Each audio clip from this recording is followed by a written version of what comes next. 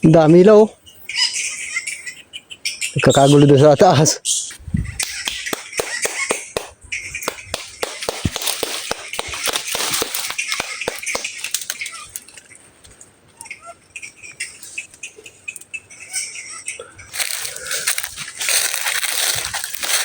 Pasukin natin ang gubat ng Tunaw Island. May nakita ako itong ano. Natanawan ko sa malayo ay meron dito isang talisi na gulpi ang gumagalaw na bunga. Okay, ayun. Tingnan natin. Ito yata yun. At saka ito.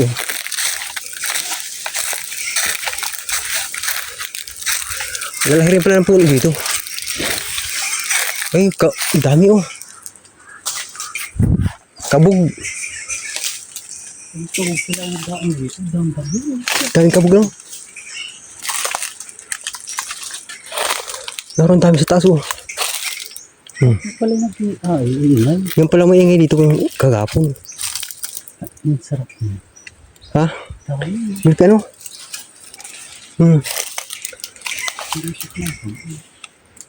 Kita nyo mga kaputol yan oh. Laki. Nagagalawan na yung mga paniki na malalaki. Ito pala yung maingay dito kaya pinunta namin.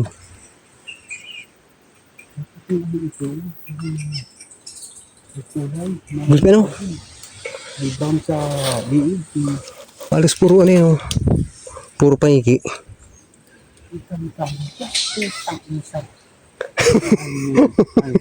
Gulpi ano? Ano ang garlaw-galaw oh. Dami oh. Ito pala yung maingay kaapon.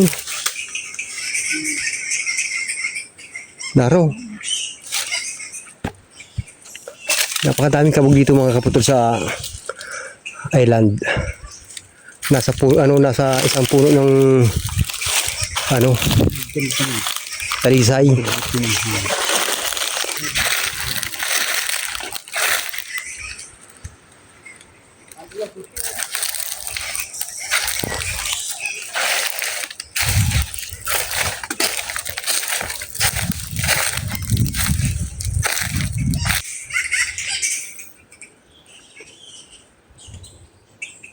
Ito ang magandang mamamarin.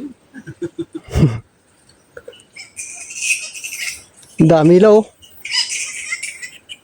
Kakagulo doon sa taas. Kaya ako ay huni pala ngay sa iba.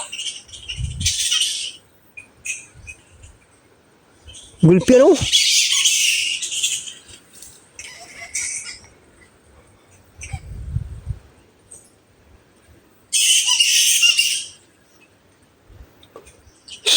So, hindi nakaabog.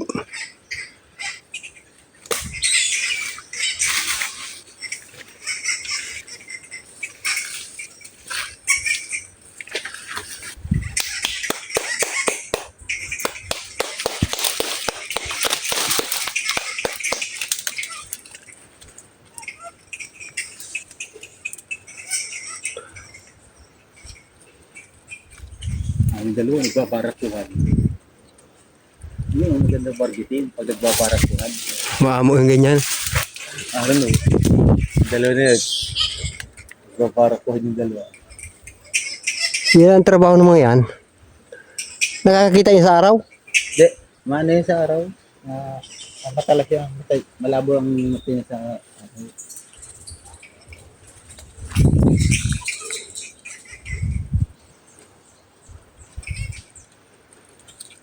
Kahit sa nakadapo.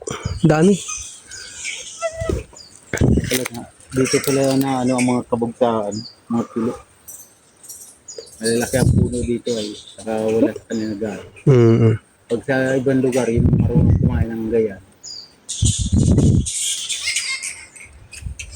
Ang barakuhan ng dalawa na yun.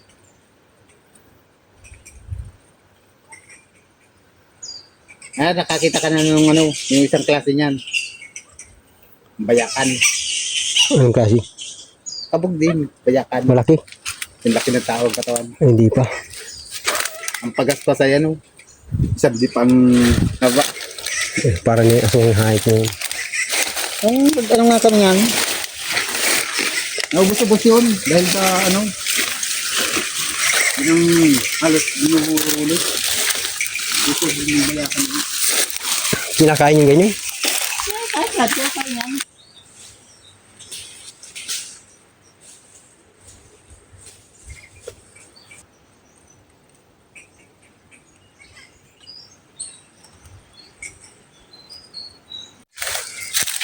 Ito ang maraming paniki pa dito sa lugar ng ito.